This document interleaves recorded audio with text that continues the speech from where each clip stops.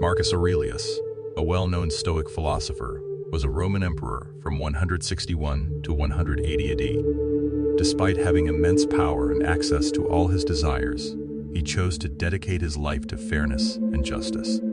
During his rule, he wrote the Meditations, offering insights into self-improvement and a cosmic perspective. This video explores 5 important lessons from Marcus Aurelius on developing a rational mind. Lesson 1: Train your perception. Aurelius advises not to let harm affect you by choosing not to feel harmed. Stoicism emphasizes taking control of your perception, avoiding hasty judgments, and reframing situations optimistically. By undoing initial judgments, you can develop a more rational and positive mindset by undoing initial judgments. Lesson 2: Practice not to judge people. Avoid judging everything based on initial emotions. Instead, strive to assess situations objectively and consider alternative, positive interpretations. Aurelius suggests that harms are only harms if you perceive them that way, and challenges can be growth opportunities. Lesson 3: Learn to control your emotions. Aurelius emphasizes the importance of controlling emotions, particularly anger. Redirecting emotions, rather than suppressing them, is key. Consider the consequences of acting on intense emotions and find helpful ways to express them, such as through calm communication or engaging in activities that ease anger. Lesson 4: Turn obstacles into opportunities. Stoicism encourages seeing challenges as opportunities for growth. Instead of viewing obstacles negatively, consider them opportunities to develop patience, resilience, and valuable skills. This perspective shift can lead to long-term benefits and increased well-being. Lesson 5: Cultivate rational thinking. Develop the ability to think clearly by cultivating rationality. Avoid being hypocritical or self-centered and act based on reasoned judgment rather than impulsive emotions. This approach enhances decision-making and contributes to a more balanced and thoughtful life. You can use this idea to challenge yourself and take actions that might make you feel scared. Let's say you're afraid to ask your boss for a raise. Some people see this fear as a reason to avoid doing it, while others push it down and ignore it. But there's another way. Instead of letting fear stop you, express it in a healthy way.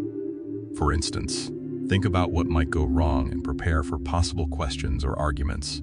This fear can motivate you to face the challenge, grow as a person, and prove to yourself that you can do it, even with the fear. When you learn to handle strong emotions, you become a calm person, and your emotions won't hinder your ability to think clearly and make smart decisions. Controlling your emotions is the key to staying calm. Marcus Aurelius said, "You have power over your mind, not outside events." Realize this, and you will find strength. The dichotomy of control is understanding what you can and cannot control.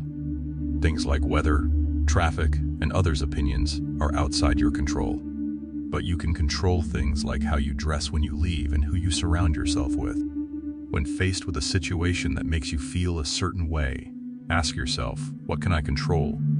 Act on what you can control and learn to accept and embrace what you can't. Distinguishing between these two things can instantly clear your mind. Embracing fate, or amor fati, is an important aspect of the dichotomy of control. When you embrace life and everything that happens, you'll always love life. You can't control fate or certain situations, but you can choose to love your life no matter what. For example, if you don't get a job you really wanted, instead of seeing it as a purely negative thing, figure out why it happened. If it's a failure on your part, you can work on those weaknesses and try again in the future. If it's an external factor like nepotism, it was beyond your control, and there's no point in getting upset about something that never truly existed. Accepting fate involves distancing yourself from a fixed outcome and external markers of success. If you measure success by something you can't control, like book sales, you let external factors dictate your success. Instead, measure success by your satisfaction with your work or the effort you put into it. Make every effort to achieve your goals, but be prepared to accept the possibility of not reaching them. Marcus Aurelius encourages embracing virtues as a wellspring of goodness within oneself. Virtues are qualities like wisdom, justice, temperance, and courage, which contribute to morally upright behavior. Stoicism believes in an interconnected universe where actions benefiting the greater good eventually benefit individuals. Those in harmony with reason dedicate themselves to the broader welfare, practicing virtues for the greater good. Wisdom is the ability to distinguish between good, bad, and neutral, transcending the sway of emotions. Justice, built on wisdom, commits to what is right and equitable for oneself and others. Courage, the third virtue, enables action in the face of fear, propelling one to act for the greater good despite uncertainty. Temperance, or moderation, involves maintaining a balanced path between extremes through self-control and discipline. Stoicism categorizes things and actions into goods, evils, and indifference. Following these virtues means seeking the good, avoiding evil, and embracing indifference, according to personal preference. Departing from these virtues equates to fostering evil or abstaining from good actions. Embracing virtues offers more than personal betterment. It contributes to the greater good and interconnectedness of the universe. They promote a state of calmness, and following these virtues ensures you always do the right thing guided by reason, cultivating a peaceful mind. Marcus Aurelius advises, taking a bird's-eye view when talking about people. It's crucial to see the bigger picture for mental clarity. In life's hustle and bustle, we often feel weighed down by every issue, as if the whole world is burdened. But stepping back and adopting a wider perspective reveals a different reality. By detaching and contemplating the grand tapestry of our world, we realize how small our personal experiences are. This shift in perspective helps us understand diverse viewpoints and experiences. Consider someone who had a bad experience with dogs. They might find it hard to believe that dogs can be cherished companions for others. Stepping back and asking what we might be neglecting or failing to grasp is essential. This practice has benefits, like exploring untapped opportunities. For instance, when faced with a job decision, looking beyond immediate concerns can open up unexplored avenues.